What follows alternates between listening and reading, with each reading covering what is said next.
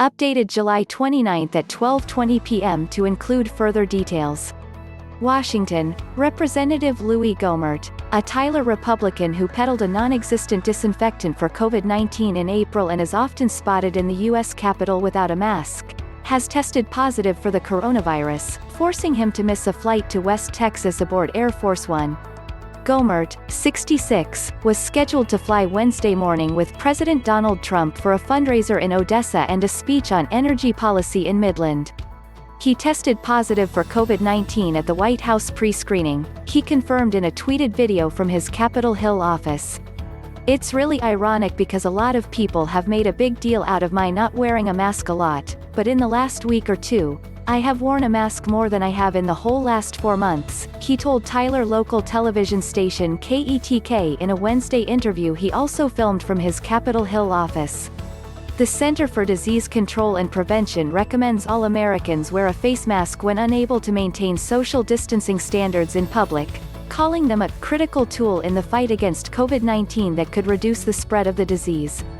Several other Texas Republicans did join the president on Air Force One to Texas, according to the White House. Senator Ted Cruz, Representative Jodey Arrington of Lubbock, Representative Mike Conaway of Midland and Texas Attorney General Ken Paxton. Air Force One departed to Midland from Joint Base Andrews shortly before 9 a.m. Passengers, including the press pool and VIPs, report to the White House for rapid tests hours before departure. After learning of his positive test, Gohmert traveled to the U.S. Capitol where he informed his staff in person, according to Politico. Gohmert's diagnosis has thrown Capitol Hill into chaos following a high-profile House Judiciary Committee hearing on Tuesday for testimony from Attorney General Bill Barr that Gohmert attended.